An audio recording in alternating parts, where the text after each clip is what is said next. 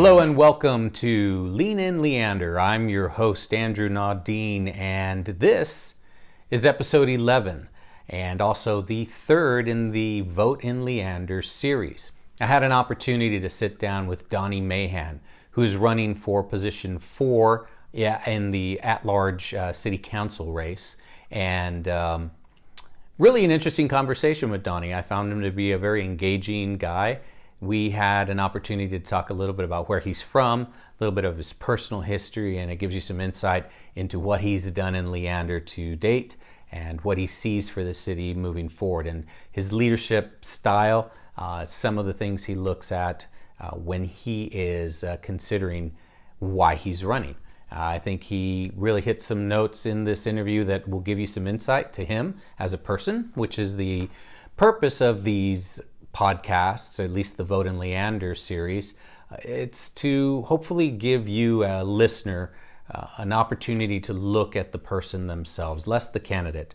The candidates are going to have plenty of time to talk about the politics, and I'm not saying that we're not going to chat a little bit about some stuff, but at the end of the day, I want to try to give you some insight and open up the person a little bit, let them show their personality and show who they are individually, as opposed to a candidate on a ballot.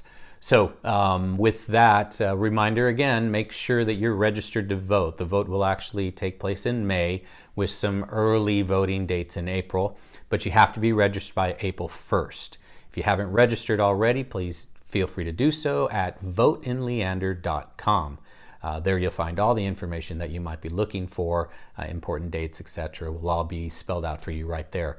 If you are registered or you're maybe kind of thinking, I need to check, I also have some links there for that type of stuff. So by all means, check out the website, voteinleander.com, and participate in the process and in electing your local officials. I think it's super important to do so. With that, we'll go ahead and move on to the conversation with Donnie. If you're sitting around watching the video, grab a drink. If you're listening to the podcast, turn it up, and here we go. This is episode 11 of Lean In Leander. So I'm sitting here with Donnie Mahan, who is a candidate for Place 4. Place 4, that's right, Place 4. Okay, so Donnie had an opportunity to sit down with me here this afternoon, and we're going to have a little chat about him and why he's running for city council here in the city of Leander. Donnie, thank you for your time. Thanks I appreciate it. No, it was very nice to meet you today. Now, just so that people know, Donnie and I, this is the first time we've actually met. We've exchanged a few emails, but beyond that, we haven't had any personal previous contact. So I always like to clarify that so everybody knows where we're coming from. Basically, what I've been doing with these interviews is that it's very personal. We're just going to kind of sit and chat, have a little, conversation. Typically, we cover a few little topics, and where I like to start is where you're from. Now, I know you're from a small rural town in North Carolina. That's correct. But I didn't know which small rural town, and I wasn't sure if that was supposed to be known. I know. There's plenty of small rural towns. Actually, I was born in Lincolnton, North Carolina, which is in the foothills. Okay. I was there until I was about 7 years old, but most of my family, extended third, fourth cousins, are in eastern North Carolina, right along I-95, which goes up and down the East Coast. So I grew up in a few little small towns in North Carolina, but the last one we landed on, and kind of where I claim as where I'm from, is a small town called Sharpsburg. North Carolina. Population about 2,400 when I was a little boy, and we were next to a big city of Rocky Mount, North Carolina, which anyone who goes up and down I-95 will see that name, which was the big city because it had about 60,000 people. Right? Which is smaller than Leander, so it blows my mind every time I think about that was always the big city, and it was about 15 minutes away. Right. We had one stoplight in our town because the highway ran through it, and that was the only reason. So one stoplight, so you literally look like, what is it, Andy and Opie, right? Didn't they have one stop sign? One stoplight too, or something like that, yeah. That's a small town. That's a really small town. That's a really small town. I grew up in El Paso, Texas, which, all things considered, is a really, really big city. But at the time, it was, still smallish, and again, it's far West Texas. So as far as Texans are concerned, most people felt we were closer to California than we were to actually Texas out there in El Paso. Hey, you know what? I mean, we were on the Vans trend really early. So, okay, fantastic. Well, I was just really curious about that because you kept saying small town. I was like, well, what is a small town? I mean, and I've never been to the Carolinas, so I have no idea what it's like out there. Just kill that. Okay, so, all right. So, in your life, tell us a little bit about yourself. Obviously coming from North Carolina, what eventually got you to Leander, Texas? The medium story. It's never a short story with me. Nothing's ever a short story with me. I'll give you the medium story instead of getting too long into it. After high school, I had entered the Army National Guard for a while. I worked a few different jobs, from working in a factory. I was a manager at a skating rink. I worked at a bingo place. A lot of small town-esque, type places. And I knew that there was something more for me out there, so I wanted to go to the military academy. So I went to the National Guard folks and said, hey, can you help me get there? And they said no. So I went to the active duty recruiter and asked if I wanted active duty full time, if they would help me get into West Point. And they said yes. So I dropped my life right there and went on active duty. And I was at Fort Campbell, Kentucky, enlisted infantryman, and was having a great time. Forgot all about going to West Point, going to school or anything. And one day I happened to be in the Fort Campbell newspaper that the admissions officer was coming by. And that kind of sparked my interest again. So I went and talked to the admissions officer, and again, medium story, so I'll fast forward a bit. I got accepted into the academy. Okay. So I was entered West Point in July of 1998. So quite a bit long ago. I was a 2002 graduate, our bicentennial class. Okay. I was the oldest graduate of my class, and probably the oldest graduate at the time of all classes, just because of some laws that had changed. I won't get into that detail. Right. Was a HR guy in the Army, so I had plenty of time in the mud and the sand and doing fun stuff as an infantryman when I was enlisted. Met my wife while I was at West Point. We got married in June of 2003. Did my time as an officer. Had 2 little girls at the time, and said, I've been to Iraq. I've kind of got the T-shirt on the deployment. Right. I want to watch my kids grow up and not be away all the time. And so I left the Army. Went to Kentucky for a little bit. Worked at Humana as a project manager. Eventually wound up down at USAA in Texas. We had our son, he's the only true Texan. My wife is from South Africa, so she's not from around here at all. And my girls were born in North Carolina because I was at Fort Bragg at the time. So, and about 5 years ago, I got the opportunity to move up to the Austin area and work at Visa. And so I've been in Leander since May of 2016. Okay, all right. So with your career in the Army, what rank did you end up at? I was a captain. You were a captain at the end of the day? So you did a stint as an enlisted soldier and then worked your way up to West Point. Now, that's not a very traditional pathway from what I understand. It's not. So why, what was your interest? What drove you to go to West Point? So I'm a first-generation college graduate. No one in my family had gone to college. College just wasn't really in the cards for me either, just from a financial standpoint. So I knew that there was something greater for me and a greater impact that I could have, and I thought that having a degree was a pathway to that. So I was just fighting for everything that I could, looking for every angle that I could to reach that goal. That's pretty cool. So self-motivated from that perspective. So there was nobody that was really like, you've got to go to college kind of thing going on, right? Absolutely. Like I said, for sure. Everyone wanted that as a goal, but again, the same thoughts that I had of it wasn't necessarily in the cards. Right. It was going to be a hard road, self-funded. I tried the community college route for a while, and I wasn't disciplined enough. Right. And that's also why I wanted to go to the academy. I realized I didn't have the discipline enough to get up and go to class myself. I needed somebody to kind of force me to go. And that's, I always say, I had the discipline enough to realize I didn't have the discipline enough to be a college student. So I need a little bit more structure involved. All right. Now, I wish I had made that realization myself as well. I attended UT El Paso. I'm a few credit hours short of actually finishing my undergraduate degree, but life moves and you do things, and you end up in Houston, so those things happen. But there was one point, very brief, but I don't make any qualms about it, but it was, I had a fraternity brother who was Air Force, ROTC, and he tried to get me, involved. I'm like, hey, you want this route, I pay for your school. And I thought about it, and then I moved up. Just wasn't for me. I was like, if any of the branches, it would have been Air Force, because I always wanted to be a fighter pilot. But I think what happened is I remember, I went and I didn't have 20/20 vision, and at the time they didn't have the corrective surgeries that they do now. So that's really interesting, because from the time I was about 6 years old, I wanted to be a firefighter. So the reason I even knew about West Point was because I wanted to go to the Air Force Academy. Oh, okay. I wanted to be a pilot. Right. Everyone said you couldn't do it. I've been wearing glasses since I was 2.5. So my vision's been cutting me out of that option since I was 2.5, but I didn't believe it. Right. You can do whatever you want to do. I can fight for it. I can be whatever I want to be. And when I was about 16, I finally gave up on that goal. Right. And then I kind of switched gears, and that's why I enlisted in the National Guard when I was in high school.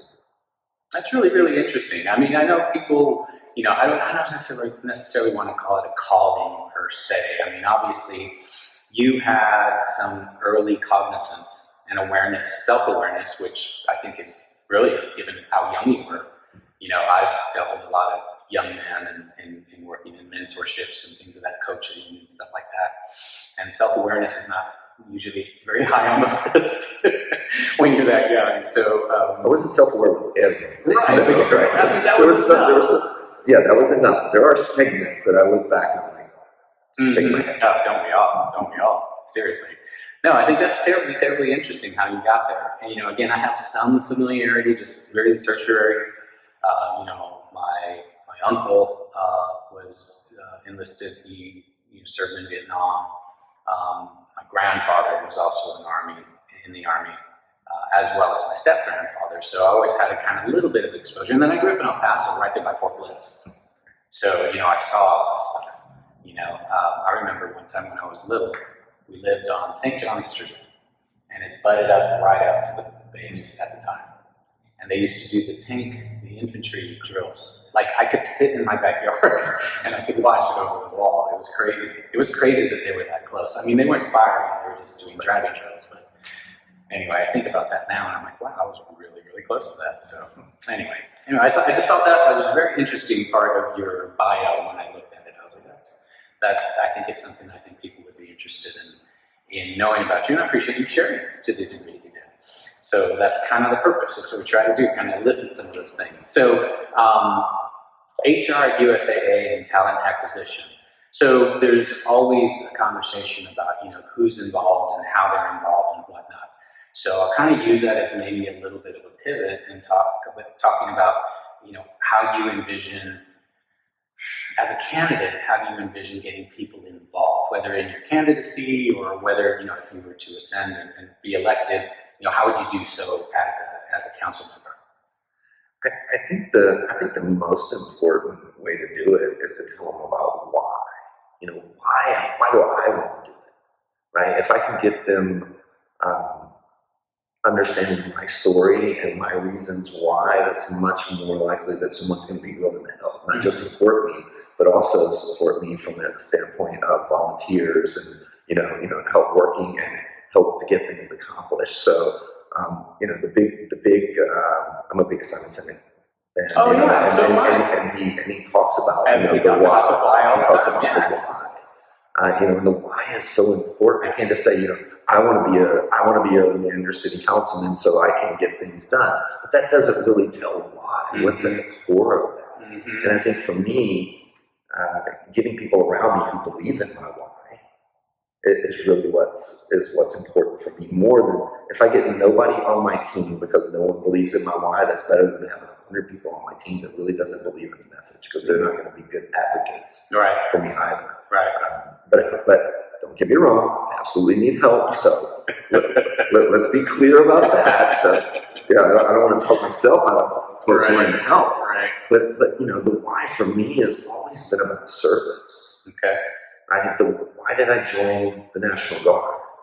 It wasn't because I wanted to go play in the woods and get dirty and shoot some guns.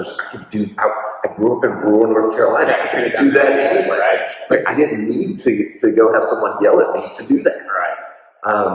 The why was because I wanted to be a part of something bigger than myself. I've always wanted to be a part of something bigger than myself.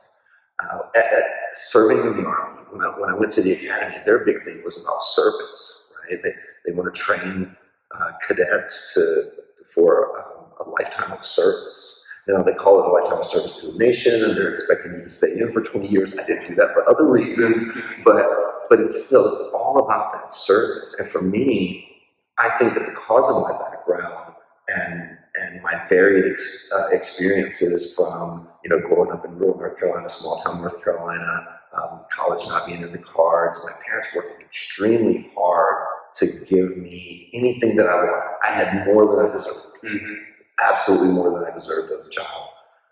My parents are incredible. They were working 40, 50, 60 hours a week just to give me. They were sacrificing for me. And that's made me who I am today, is all these different experiences, but that also allows me to relate to a lot of folks. Because as a college graduate, as a director in IT at Visa, I make very good money. My kids are never going to know kind of some of the things that I get. Well, hopefully they see the love for them that my parents showed for me. But my reason to serve the community is that, I understand, I can relate to what a lot of them are doing, and I want to know what their issues are and how we as a city government can help address some of those things. Interesting. That's the why for me. It's never been nothing. I can't say nothing I've done has been about me. We all have a little bit of selfish nature involved, but this is not about me. This is about everyone else and how I can engage and get to know and learn and hopefully help others. I've spent my whole life, I get my most satisfaction, sorry I'm a little stumbling here, I get the most satisfaction of anything I've ever done in helping others. Like watching my team that I manage right now learn and grow and get promoted, that's more satisfying to me than getting any work done.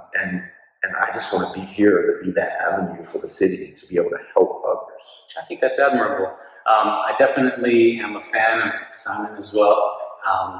And I'm not the kind of guy who really globs onto speakers and motivational people.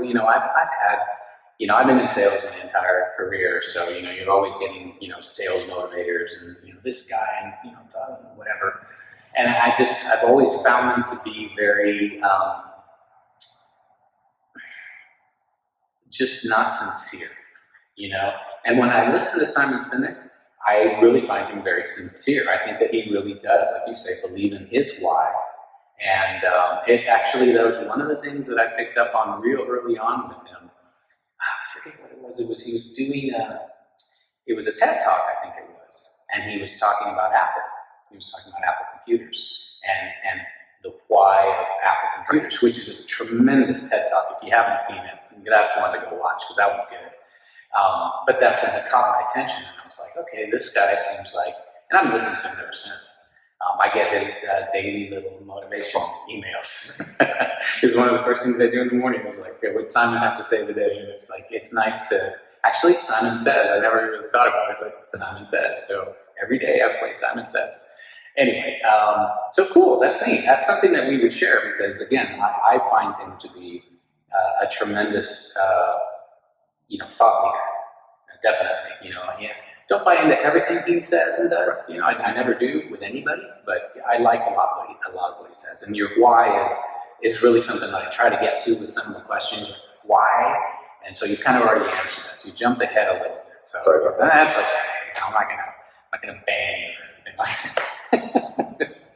So that's interesting. So transitioning from HR to IT, and I'm assuming that there's a reason that you made that change. They are a little divergent. Yeah. But were you kind of already kind of were you a gadget geek, or, were you kind of nerdy from that perspective? So to be honest, I was unemployed. Oh, okay. And as the single source of income for the family, when that source is getting zero, you're really looking for what you can take on. Right. I had chased a location and went to an organization that just wasn't right for me. Right. The culture there wasn't very collaborative. It was very cutthroat. I've got to get ahead by putting you down. And that's just never been who I am in any situation. Right. So I quit that job, and I was unemployed for a while. Got a great opportunity to come work at Visa, doing something that kind of blended my project management skills and my HR skills in an IT organization. Gotcha. Never been a part of an IT organization. Right. So luckily that role allowed me to utilize both my project management and HR skills, and I built a very good reputation with my previous boss. And he showed me an org chart of things that he was looking at to change his organization. I was like, oh, that director of operations role looks really good. And I think I could do that. So we had some conversations around, and that's where I'm at now. So 3 years later, I've been leading a team in IT as a director in IT at Visa, a large IT company. Mm-hmm. But my team brings in new technology for Visa employees, Gotcha. Right? And we enhance existing technology. So I lead a team of project managers, right, and business analysts. So it's still not too far away from my core skill set. Right. Project management, it is very far away from my skill set of HR. But it's a lot of fun. It's a challenge every day. So they're sourcing application and hardware, or is there strictly application? Both. Okay, so and it's all for internal consumption at Correct. Visa. So like our Microsoft Office suite of products, Adobe, if we brought in, if we would have brought in Zoom, we use Microsoft Teams voice video, but things like that. So all the internal applications that an employee would use, the organization I support owns all the engineers as well, so that tier 3 level support. Gotcha. That the individual employee would never talk to anyway. Right. Interesting. That's an interesting segue. And I think it speaks, at least from my perspective, it speaks to a certain go get them kind of ethos in your life. I think that kind of shows through. And I think it's terribly interesting. You strike me as someone who would really consider themselves a servant leader. And I think that's probably a fair assessment of I tried. Well, it's interesting because a lot of times, and you kind of touched on it a little bit, people's motivation is more, I don't want to say self-centered, but it's a little bit more of a self-perspective. Like, I want to do this, like you said, as opposed to, the why I want to do this, or I'm doing this because of somebody else. Like typically, I know that I've seen a lot of success stories where people go into leadership roles. They didn't want to be there in the first place. They did not want to do that, but there was enough people like, hey, you really need to do this, and you usually flourish in those roles. So that's terribly interesting. Now, I know you've been here since 2016, but in 2018, you actually ran for the LASD place 7, right? Is that correct? I can't remember. I think it was place 7. I looked it up. So okay, yeah. Well, assume I'm right. Yeah, I'll assume you're right. That sounds good. I did. Been heavily involved in the schools. My children's lives. My oldest is a 10th grader now, so since she was in first grade, my wife and I have both been a part of the PTA organization. In fact, since the 2nd grade, my wife was on the board of a PTA organization for the entire time. Very heavily interested in, again, serving the kids of the community, right? And understanding the large scope and direction that LASD has, and how the decisions, at the board level impact these communities. I mean, children are our greatest resource, right? they're the ones who are going to take care of us when we get too old to take care of ourselves. And if we don't set them up so from a selfish standpoint, it makes sense. If we don't set them up for success, we're dooming ourselves. I agree. Right? There was also some other things, such as the fiscal policy. Having a school district that's $4 billion in debt. And if you look at the district, they make about $400 million a year in operating revenue or in tax revenue. That means we could not do anything at any school, never run one thing, never teach one child, and it would still take 10 years to pay off the debt. That's almost insurmountable, right? And so I got into that race. I had done a few things already with the schools. Again, being part of PTA, I sat on the district-wide education improvement committee for a couple of years as well. I didn't know anything about running kids. I had no idea who my opponent was. I had no idea who anybody on the school board was. I really wasn't prepared. I didn't do my homework. I just jumped in. Right? Self-motivated is great, but sometimes I jump into the deep end of the pool with a big, ton of bricks on my back and no plan to get out. And so, obviously that didn't work out for me. I had planned to run again in 2020. Last January, though, I had knee surgery. A lot of abuse in the Army, jumping out of planes and whatnot, but I had a torn ACL, a torn LCL, and my meniscus was a little bit worn as well. So you were still just walking around. I was still playing softball. So there's a lot of things I was doing that I probably shouldn't have been doing. Never know why that happens. Yeah. You can have long conversations with my wife, and I'm sure you guys would agree more than we agree. But so I was at home for about 6 weeks, and I was like, no, and I got to have way more time with my kids because I couldn't go anywhere. And it made me realize that the reason I got out of the military was spend time with my kids. My oldest is a 10th grader, my middle is an 8th, and my youngest is a 5th now. They were 9, 7, and 4 at the time. Grades, not ages, but that if I get on the school board, that's the last 4 years that my oldest is going to be in the house. I'm not going to get that time. The school district being 220 square miles, that's a lot of places to cover, a lot of events to go to. So I said, you know what, for the benefit of my family, I'm not going to do this. And when I did that, a board member goes, so you're going to run for city council? I'm like, I just said I'm trying to do this to save, to not do this for my, to do this for my family. I was already serving on the Planning and Zoning Commission for Leander already. I know quite a few of the council members really well. And so I was like, it was kind of just a bug that was placed in my ear. I thought about it, and everything I do, I give 100%. I like to do a lot of different things. So, can I do this and still be committed to my family? That's always the question I get. Donnie, you're doing a lot of stuff already. Are you going to be able to add this one more thing to it? And I said, yeah, I can. Because I'm going to give it 100% every time. It means I'm going to have to cut out some other things. But there's 2 things I won't sacrifice. And that's one is my family, obviously. And the second is the job that actually pays the bills. Exactly. Because I still have to, that's part of taking care of my family as well. Which is something that I've talked to a couple of the other candidates about as well. And it's one of the reasons that I like to explore what you do for a living and work, because, and before I go there, I'm going to pause on that. I want to tell you, you're really good about answering my questions before I've actually asked them. Because I have the question lined up in my head, and you answer them, like I didn't even get to ask the question.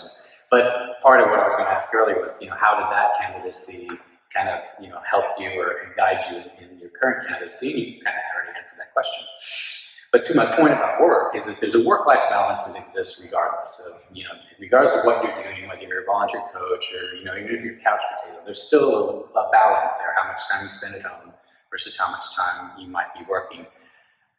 Current events aside, because that obviously changed the paradigm of a lot of that. But, we'll get back to some new normal at a point, and it'll be interesting to see what that looks like, because I think a lot of people have now, you already hear it. You hear it on the news. we're like, well, yeah, we want you to come back to the office. And people are like, well, I really don't want to go back to the office, so we'll see. That'll be very interesting. But the point that I was making was the candidacy and to volunteer your time, because again, I always like to talk about this. It's a volunteer position. No one gets paid for being on city council. I think you're spending 2 weeknights out of the month. I think it's every couple of weeks. Actually at a meeting, which can be arduously long in certain instances. I mean, I think it's amazing when council gets out by 10. And I've seen plenty of meetings. I haven't watched the whole thing, mind you. I watch them on repeat. It's crazy how much time you have to put in there. And so, I always like to ask, how do you balance that? Because running a city, and I'm sure this is true of all cities, I don't think it's specific to Leander, but the one thing that I think is specific to Leander and that is unique to the situation that you are asking people to support you and put you in that level of, say, kind of in charge, for lack of better terms. This is the fastest growing city. I mean, the numbers that are being put up in Leander are mind-boggling when you're a data-centric person like I am. I start looking at that, I'm like, holy cow. I mean, I think I was talking to somebody the other day, and they said there's like 17 new people, 17 new families moving to Leander every week, which is a crazy number. I know in talking to Chris Sursnick, when we sat down here, we were talking about the challenges that he has working with Coventry Homes, just building the houses because the materials aren't available. So that's an incredible amount of speed, and with speed comes, unfortunately, pitfalls, I think, because you're trying to kind of keep up with things.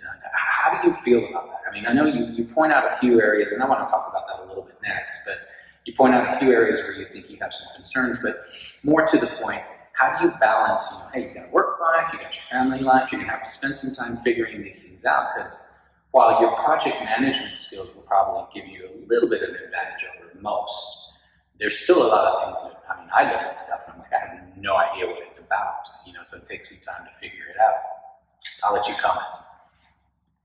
Okay, that's a pretty big one right there. Going back to the work-life balance, work for the city life balance that's gonna come into play if I'm fortunate enough to be elected. That's gonna be interesting because at the initial onset, there's a lot of stuff that I don't know. Right? I know just from my time on planning and zoning, what it takes to review a zoning case, and everything that comes to almost everything that comes to us at P&Z also goes to city council. However, what also happens at the council level that's not allowed to happen at the P&Z level, my charter, is developers will reach out to the council members individually, sometimes collectively, well, not collectively because that would be more, but individually sometimes. Council members have to work with staff on questions. Like Robin Griffin is the planning director. She's amazing. If I have a question, I go to Robin.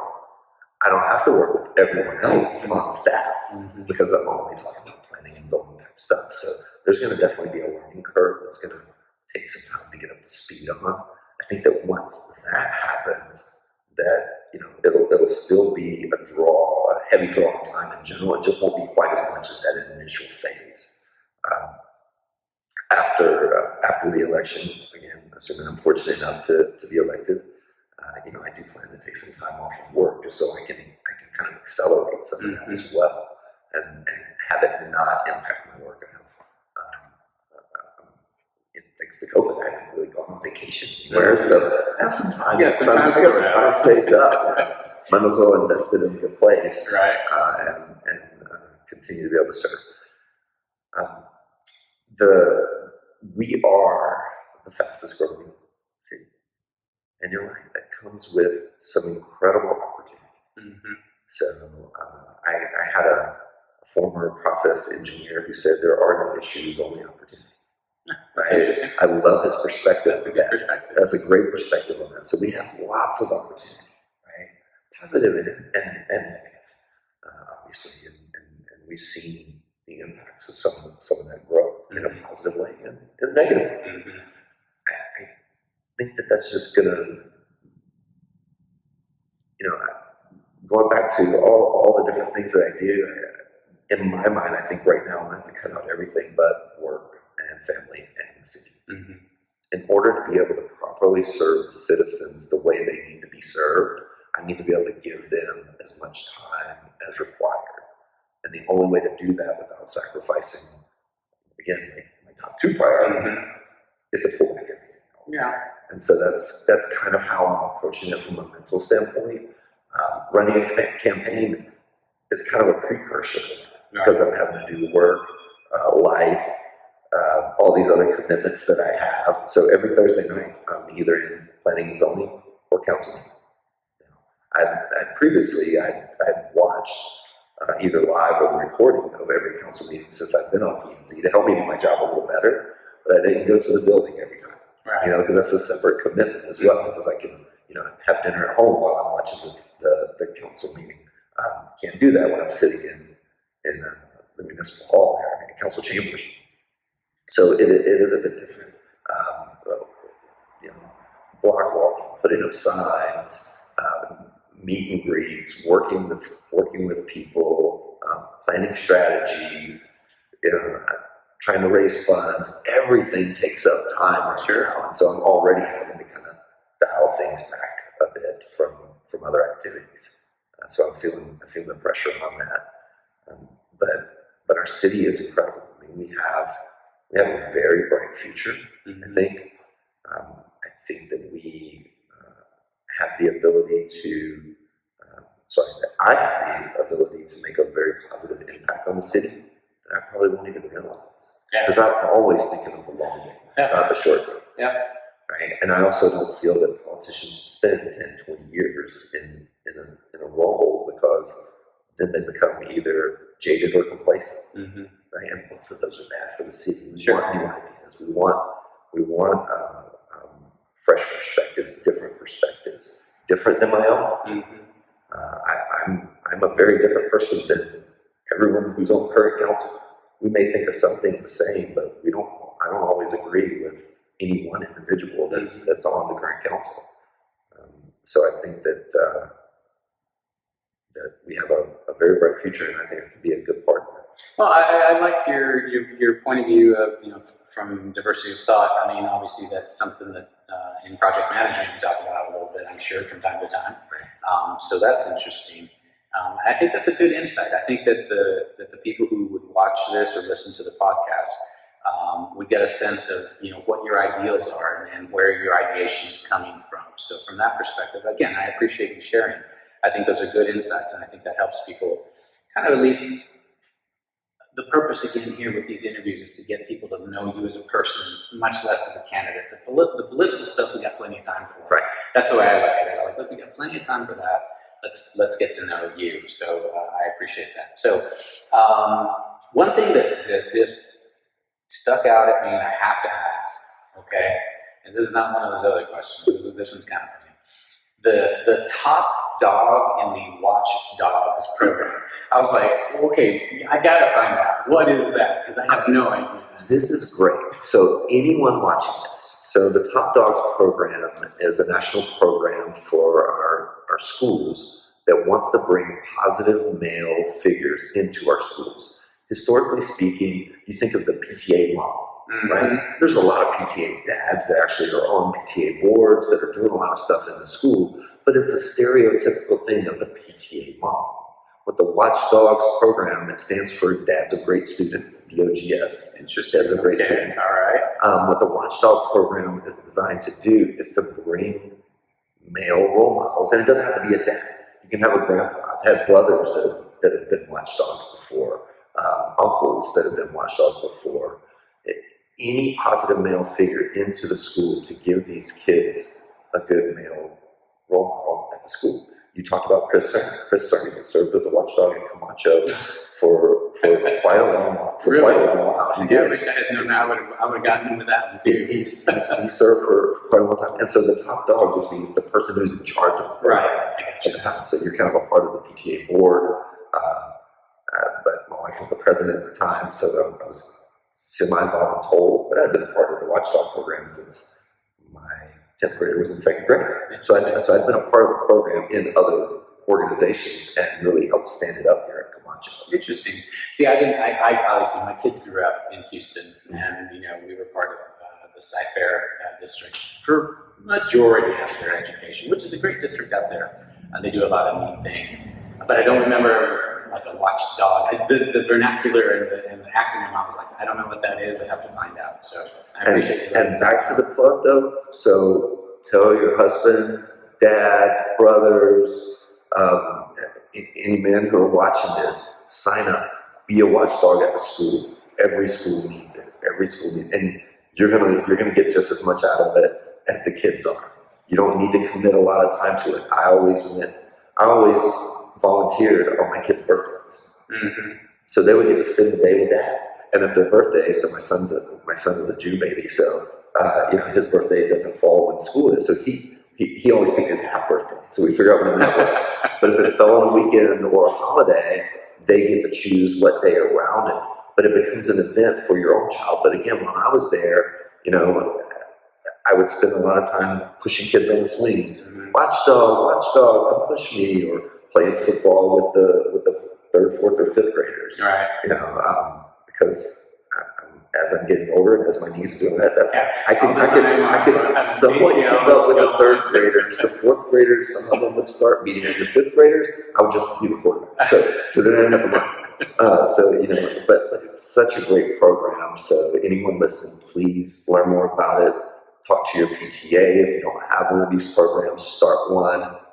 It's great. Oh, that's fantastic. I appreciate you sharing, and there's some passion there. So I hope people picked up on that as well.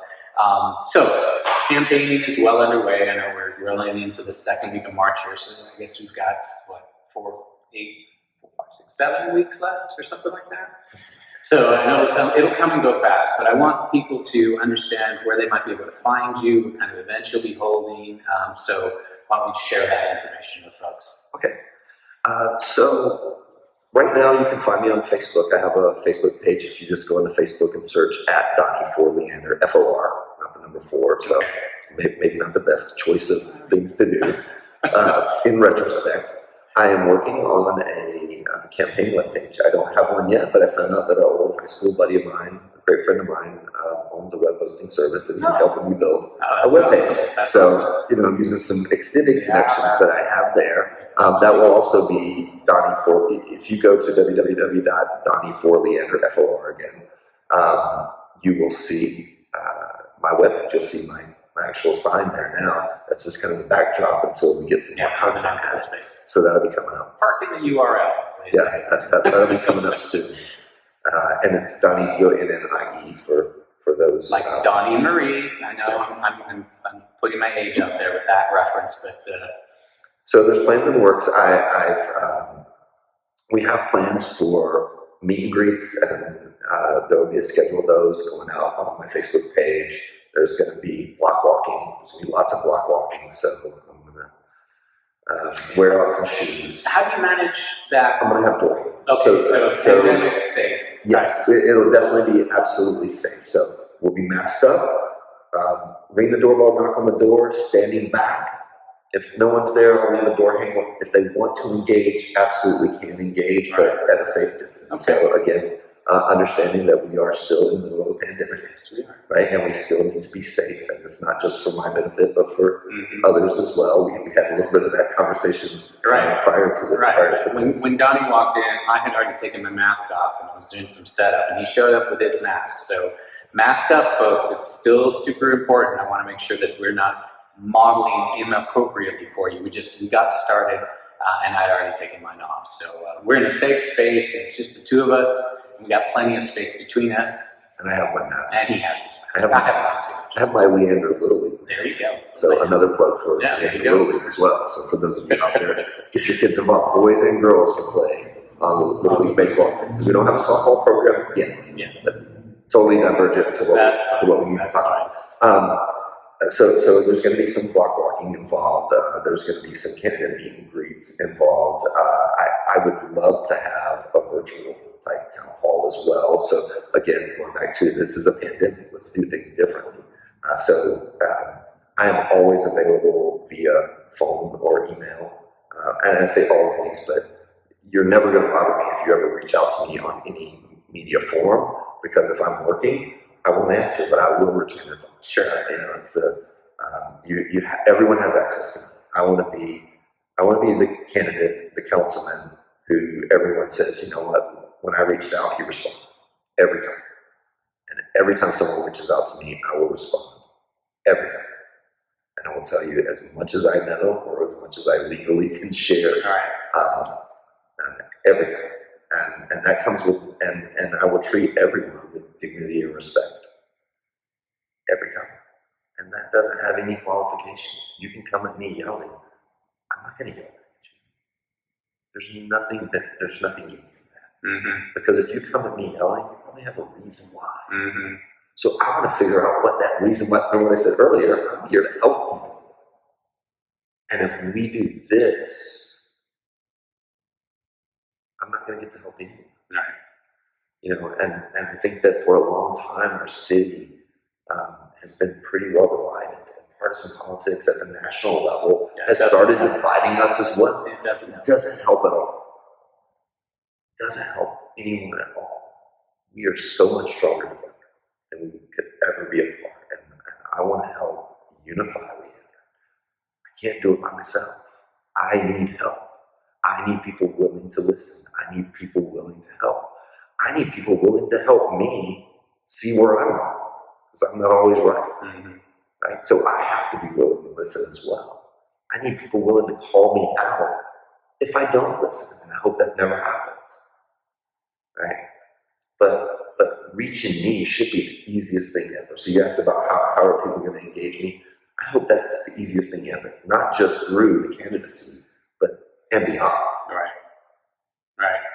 Well, I think you bring up some really, really good points. And I, of course, like the other candidates, I invite you. I'm still working on the plan, but I do plan to have a candidate forum in April. And if I'm able to pull it off, I'd be very happy for you to join us and participate in that. That one's going to be a little bit of deeper dive into some of the campaign issues and the politics of politics. But I appreciate you, Donnie, for taking the time here to give us a little bit of personal insight.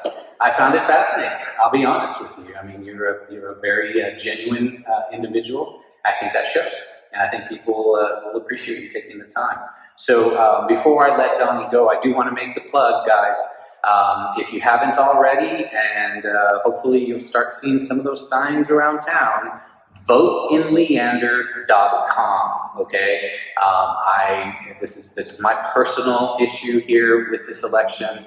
Is we need to increase the amount of people who participate in the election itself.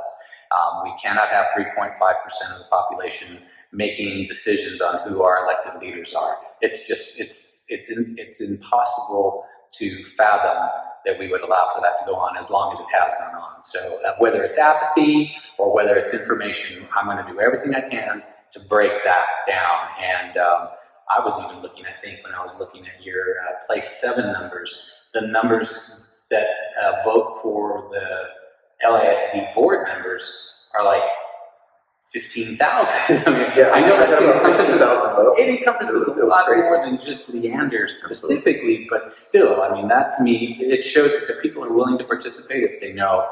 And again, this is my personal thing. Voteinleander.com. Go there, get the information you need on registration, the information you need on voting places, times, and dates. And again, if you haven't already registered, you have until April 1st to get your registration in and be able to vote in the Leander election. Caveat there, if you are new to Leander, you have to have lived here, I think, 30 days before you'll be able to actually participate in the local election. So as long as you've lived here more than 30 days, you can register and you can vote in May. So, or April, when the early registration is. So again, Donnie, I appreciate your time. Thank you so very, very much. It was a pleasure. I really enjoyed meeting you, and I look forward to seeing your run, and wish you the very, very best luck in your candidacy. Absolutely. Thank you so much. All righty. Guys, that's it for this episode of Lean and Leander. We'll see you next time.